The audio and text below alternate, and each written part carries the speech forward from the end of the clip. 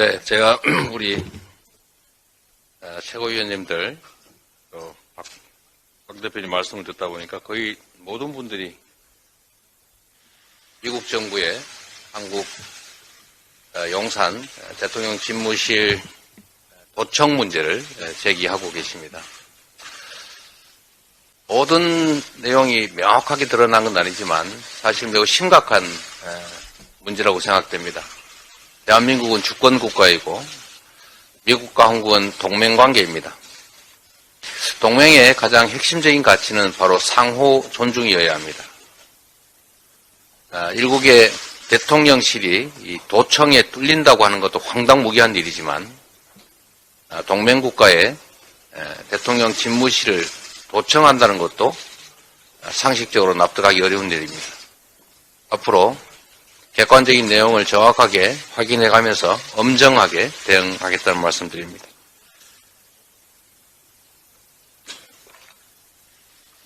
역시 경제와 민생이 중요한 문제입니다.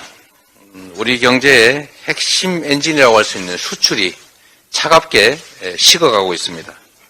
올해 1분기 무역 적자가 벌써 225억 불입니다. 이런 추세라면 세계 무역 수지 순위가 198위로 추락했던 작년보다 2배 이상 적자를 기록하는 대참사가 발생할 수가 있습니다. 위기의 진앙은 대중 수출입니다. 지난 30년 동안 최대 흑자국이었던 중국이 이제 최대 적자국으로 돌아섰습니다.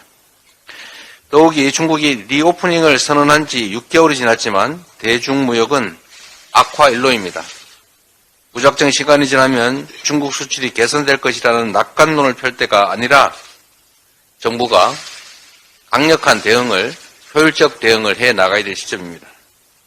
정부의 수출 대책이라는 것이 겨우 기우제 지내는 수준에 그쳐서야 되겠습니까?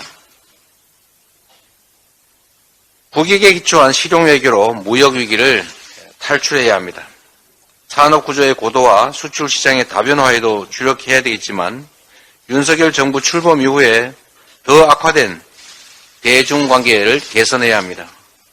최근에 독일, 프랑스, 스페인 같은 주요 국가들은 중국과의 디커플링에 대해서 분명한 반대 입장을 냈습니다. 우리 역시 국익을 중심으로 전략적 자율성에 기초해서 외교적 선택을 늘리는 데 집중해야 합니다. 진영 대결의 희생양의 길을 갈 것이 아니라 실용적 국익 외교에 전념해야 한다는 점을 다시 한번 말씀드립니다. 우리 당의 후쿠시마 오염수 방출 저지 대응단이 귀국했습니다. 대응단의 현지 점검을 통해서 후쿠시마 오염수의 안전성이 객관적 과학적으로 검증되지 않았다라는 것이 확인됐습니다. 현지 전문가들과 주민들도 일본 정부의 발표를 불신하고 있다고 합니다. 그런데도 정부는 여전히 천하태평입니다. 국민의 생명과 안전이 직접 위협받고 있는데도 강 건너 불구경하는 태도입니다. 국민의 생명과 안전을 지키는 일이 바로 정부의 제1책무입니다.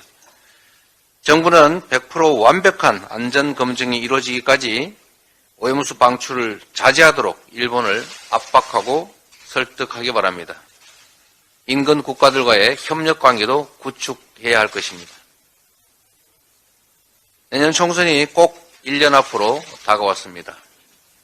대한민국의 주권자인 국민들께서 대리인인 정치인들, 정치 집단에 대해 잘했는지 못했는지를 평가하고 다시 권력을 맡길지를 결정하는 때입니다.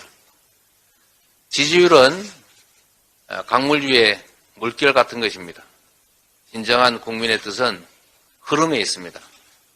낮은 자세로 국민의 뜻을 존중하고 정치가 해야 될 본연의 일들을 성실하게 끊임없이 차곡차곡 해 나가도록 하겠습니다. 이상입니다. 네, 발언을